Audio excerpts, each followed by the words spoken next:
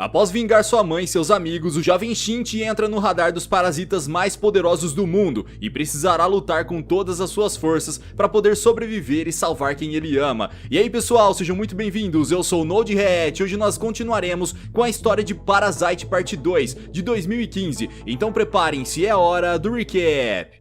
Depois de sofrer diversas baixas do lado dos humanos, o detetive Hirama descobriu um psicopata chamado Uragami, aparentemente que consegue identificar as pessoas que são hospedeiros do parasita, e resolve utilizá-lo para analisar todos os principais suspeitos. Na delegacia, uma a uma, as pessoas de interesse são liberadas quando Uragami diz que elas são apenas humanas. Porém, assim que Shinji entra na sala, o homem imediatamente percebe que ele não é totalmente humano, mas por algum motivo, ele diz para os policiais que está tudo bem e o rapaz é liberado. Enquanto Shinji está voltando para casa, Migi começa a sentir a presença de um parasita por perto e o guia até o local, onde eles se deparam com mais um dos parasitas se deliciando com a carne humana. Com Shinji mais experiente, Migi apenas precisa distrair o alienígena, enquanto o rapaz avança e consegue eliminá-lo perfurando seu coração apenas com a mão, deixando até mesmo o próprio Migi impressionado. Assim que eles terminam a rápida luta, Shinji vai até o corpo que o parasita estava comendo para lamentar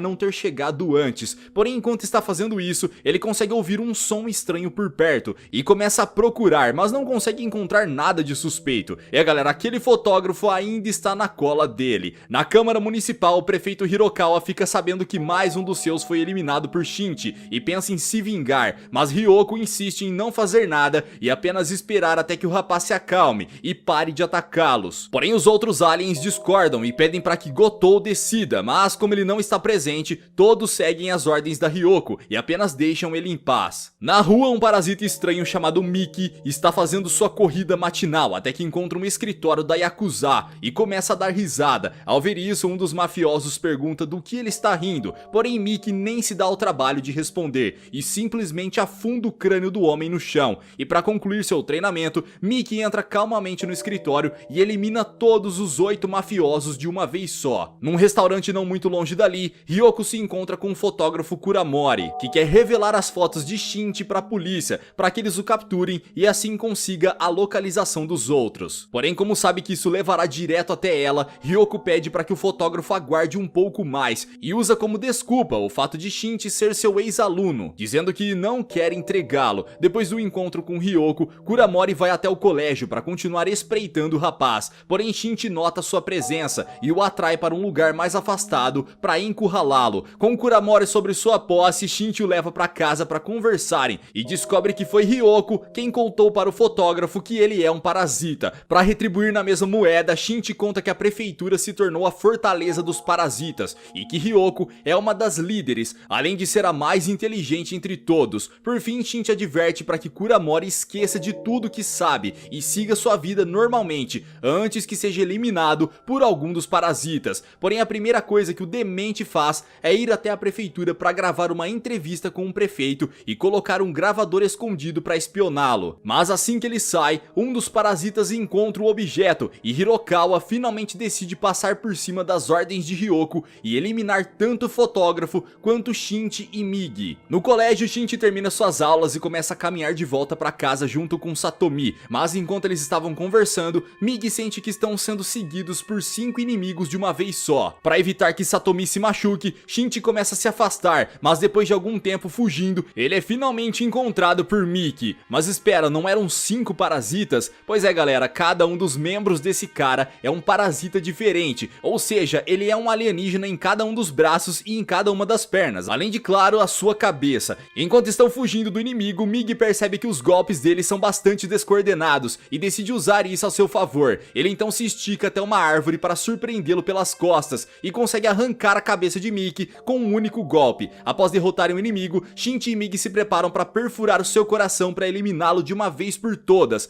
Porém, nesse momento, um grupo de humanos começa a se aproximar e eles precisam fugir para não serem avistados, um erro que com toda certeza eles irão se arrepender. Com a cabeça vaga, o parasita que está no braço direito assume o controle do corpo, revelando ser o próprio Gotou. Acontece que esse Overpower é uma espécie de cosplay de Kakuzu, mas cada um dos parasitas pode assumir o controle controle do corpo, modificando a voz e até mesmo a personalidade. De volta no controle do seu corpo, Gotou ordena que Miki volte para o braço direito e a cabeça demente vem andando com suas patinhas endiabradas até chegar no corpo. Ao mesmo tempo, Kuramori está em casa conversando com sua filha, quando percebe que precisa sair para ir ao mercado e passa algum tempo lá. Porém, quando ele retorna, nota que algumas viaturas estão em volta do seu prédio. Temendo pela sua filha, o homem começa a correr desesperado e quando chega, descobre que o que ele mais temia aconteceu. A sua única filha foi eliminada pelos parasitas. Após o crime, o detetive Hirama começa a interrogar Kuramori, achando que ele tem alguma conexão com os parasitas. Porém, o fotógrafo está decidido a se vingar por conta própria e aproveita o momento em que fica sozinho para fugir da delegacia. Ao ficar sabendo do que aconteceu à filha de Kuramori, Ryoko vai até a prefeitura e confronta Hirokawa por ter desobedecido suas ordens e, além de ter falhado em eliminar os alvos, ainda tirou a vida de uma criança inocente. Ryoko então vai para o quarto e começa a brincar com seu filho, deixando a maternidade florescer dentro de si. Porém, assim que ela sai do cômodo, percebe que está sendo perseguida por alguns parasitas e os atrai até o estacionamento. Assim que chegam perto o suficiente, o trio de alienígenas ordena que Ryoko pare e contam que foram enviados por Hirokawa para eliminá-la. Porém, a mulher diz que somente 3 jamais conseguiriam destruí-la e assim ela revela uma parte do seu rosto que está faltando. Nesse momento surgem 3 pedaços de parasitas, perfurando os corações dos inimigos, eliminando o trio de uma vez só. Essas cartilagens bizarras se jogam na cara de Ryoko e se transformam nas partes do rosto que estão faltando. Depois de se livrar do trio, Ryoko volta para o quarto de seu filho,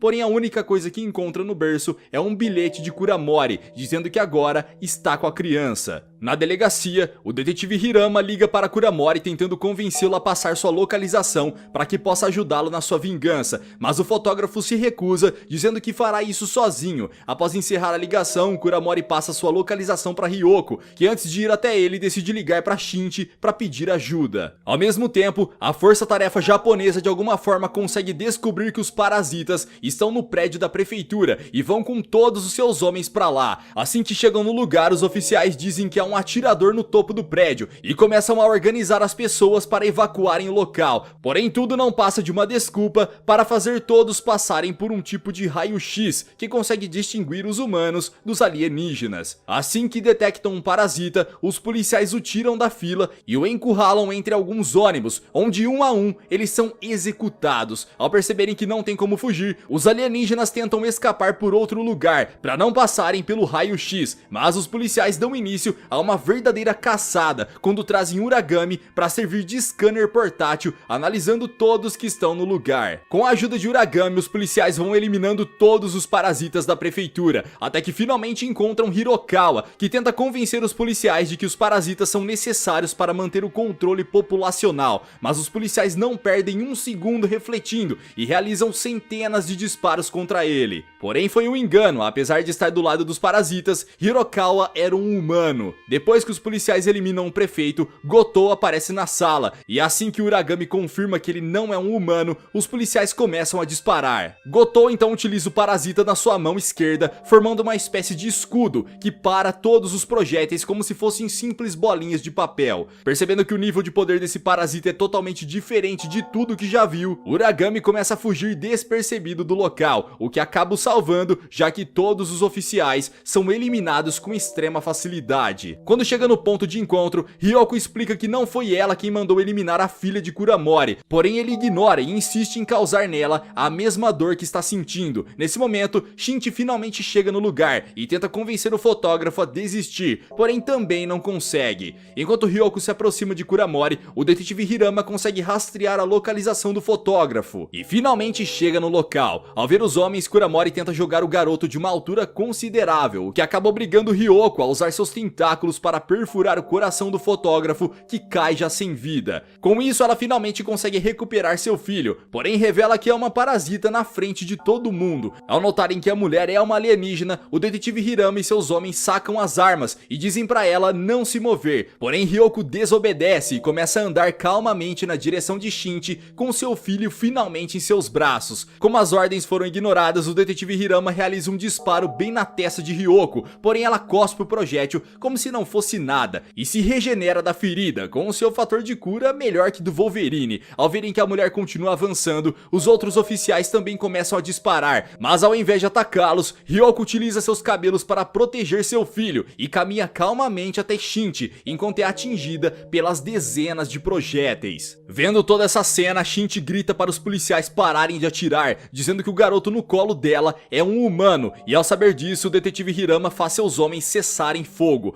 Completamente ensanguentada, Ryoko diz que esse é um adeus e que aprendeu muito com os humanos. Ela então finaliza seu discurso dizendo que gostaria de ter uma vida de mãe e filho junto com o garoto, mas como isso não será possível, ela entrega o pequeno Taki para Shinji criá-lo como uma criança humana, feliz e saudável. Por fim, Ryoko diz que conseguiu realizar o seu maior experimento, o de ser uma mãe, e sentindo que seu objetivo foi concluído, ela cai no chão já sem vida, com seu corpo apodrecendo em segundos. Shinji então se lembra da sua mãe, que também se foi protegendo o filho, e começa a chorar. Nesse momento, Satomi finalmente chega e ambos se abraçam com Taki no colo. Após todos se recuperarem, uma policial leva o pequeno Taki enquanto o detetive Hirama chama Shinji para prestar depoimento. Porém, nessa hora, um dos oficiais recebe o relatório sobre a operação na Câmara Municipal e comunica ao detetive que toda a força-tarefa foi dizimada por Goto. Assim que chegam na prefeitura, os homens são recebidos pelo parasita brutal, que arremessa uma cabeça humana na direção deles, como se não fosse nada. Mig então conta pra Shinji que esse é o homem que eles derrotaram na noite anterior, mas agora muito mais forte, e o manda fugir, pois está com medo. O rapaz então começa a correr até que chega no estacionamento, onde Mig destranca um carro e disparam em fuga. Nesse momento, Goto pula no topo do prédio e Hirama começa a atirar na direção dele, porém o vilão consegue parar todos os projéteis e os arremessa de volta contra o detetive, que perde a vida instantaneamente. Esse demente é overpower demais, galera. Ao verem do que Goto é capaz, os policiais simplesmente desistem de eliminá-lo e abrem caminho para ele ir atrás de Shinji. Goto então vai até o estacionamento e rouba uma moto esportiva para perseguir seus alvos. No carro, Mig sente Goto se aproximando, até que percebe que a distância entre eles é de 0 metros. Nesse momento, Goto cai junto com a moto no teto do carro, e enquanto Mig dirige, Shinji luta para sobreviver. Porém, com toda essa movimentação absurda, eles acabam perdendo o controle do carro e sofrem um acidente que seria fatal se Mig não os puxasse de volta para a pista.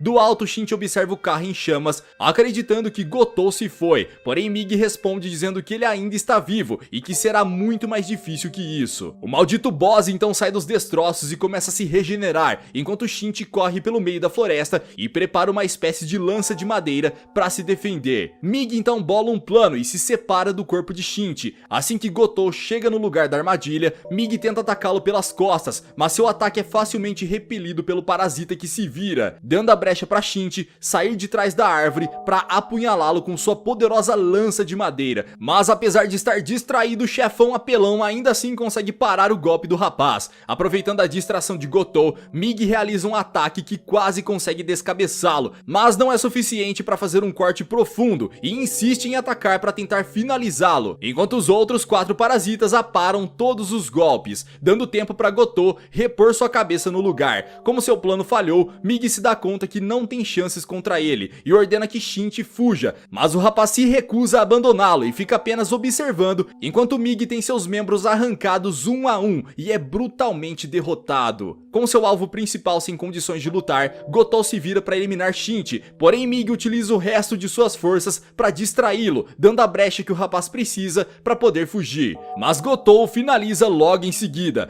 Galera, deixe seu F para o nosso amigo Mig. Completamente perdido, Shinji começa a correr pela floresta no meio da chuva, até que chega no setor abandonado de uma usina nuclear e finalmente consegue um abrigo. Exausto, Shinji se deita e começa a hiperventilar, até que recebe uma ligação de Satomi, que o encontra já sem consciência. Enquanto ele está desmaiado, Satomi começa a fazer alguns curativos nele. Pela manhã, o jovem casal acorda e Shinji nota que um olho surgiu no que restou do seu braço, ou seja, as células de Mig ainda estão dentro dele, mas apesar de tudo, essa é uma péssima notícia, pois os parasitas conseguem localizar um ao outro, ou seja, Goto sabe onde ele está e é questão de tempo até encontrá-lo. No portão de acesso da usina, um funcionário vê Goto entrando e tenta barrá-lo, porém o homem nem tem chance de falar alguma coisa e já é descabeçado pelos tentáculos do parasita. Ao ver isso, Shinji se despede de Satomi e decide enfrentar o boss de uma vez por todas. O rapaz então revela sua localização e atrai Goto até o setor do lixo nuclear, nuclear, onde tenta escapar se pendurando numa garra gigantesca que começa a se mover para longe. Mas Gotou utiliza seus poderes para transformar suas pernas nas patas de um impala e salta por uma altura gigantesca, caindo bem em cima da garra. Mesmo com seu alvo praticamente indefeso e sem um braço, Gotou não poupa esforços para eliminá-lo e realiza diversos ataques contra ele, mas acaba cortando os cabos da garra por acidente. No chão, Shinji vê um pedaço de vergalhão no meio do lixo e num último esforço desvia dos golpes, pega o objeto e vai deslizando ao maior estilo Neo de Matrix, até finalmente chegar em Gotou e perfurar seu peito com o vergalhão. Mas apesar de todo o seu esforço, Shinji acabou errando o coração do boss e por isso ele não sofreu nenhum dano considerável. Para revidar o golpe, Gotou lança um ataque contra Shinji, porém assim que o tentáculo dele toca no membro decepado do rapaz, eles começam a se fundir, até que uma parte do parasita fica com Gotou e outra parte assume a forma de Mig no braço de Shinji. Finalmente de volta à ação, o mascote parasita conta que guardou uma parte das suas células dentro do próprio Gotou e que nesse tempo todo veio danificando o sistema nervoso dele. Além disso, Mig diz que o vergalhão que o rapaz usou estava repleto de resíduos radioativos, fazendo o corpo do maldito chefão ficar fora de controle e derreter até que ele se torne uma criatura humanoide extremamente grotesca e finalmente explode. Mas Gotou é tão roubado que mesmo com seu corpo destruído, seu coração ainda está batendo e o parasita da sua cabeça está invocando o resto das células para se reconstruírem. Para acabar de vez com a agonia dele, Shinji anda lentamente até esse treco nojento e o joga nas chamas do incinerador de lixo, oficializando a sua vitória sobre o parasita mais poderoso. Algum tempo após a grande batalha final, Mig conta que os resíduos nucleares também afetaram a sua estrutura molecular e que ele precisará dormir até recompor toda a sua saúde celular, o que pode demorar anos ou até mesmo décadas. Por fim, Mig explica que com isso, Shinji finalmente terá sua mão direita de volta e se despede do seu melhor amigo sem saber se um dia voltarão a conversar. Aproximadamente um ano após se despedir de Mig, Shinji e Satomi vão visitar o pequeno Taki, que agora nem está mais tão pequeno assim. Após a visita, o casal sai para passear e Satomi pede para que Shinji vá até uma loja para comprar sorvete, porém Uragami, que estava os observando, aproveita a oportunidade para raptar a garota e levá-la como refém. Assim que chega aonde Satomi deveria estar, Shinji começa a procurar ao redor e a vê sendo levada pelo lunático. Sabendo que Shinji está vindo atrás dele, Uragami leva Satomi até o topo de um prédio, onde corta friamente o pescoço de um homem. Quando Shinji chega no terraço, Uragami conta que desde o dia em que o viu na delegacia com o detetive Hirama, ficou obcecado em descobrir o que um verdadeiro monstro acha dele. Apesar da psicopatia absurda, Shinji diz que Uragami é apenas uma pessoa normal e tenta tranquilizá-lo, mas Satomi interfere, o chamando de imbecil e dizendo que tem pena de um monstro como ele. Ao ser chamado de monstro, Uragami se enche de raiva e começa a se aproximar da beirada lentamente até que joga a garota do alto. Nesse momento, Shinji começa a correr na direção dos dois, nocauteia Uragami com um soco e tenta pegar a mão de Satomi, porém vê ela escorregando dos seus dedos e caindo do prédio. Se sentindo culpado pelo fim da garota, Shinji começa a se lembrar de tudo o que aconteceu e lamenta por ter perdido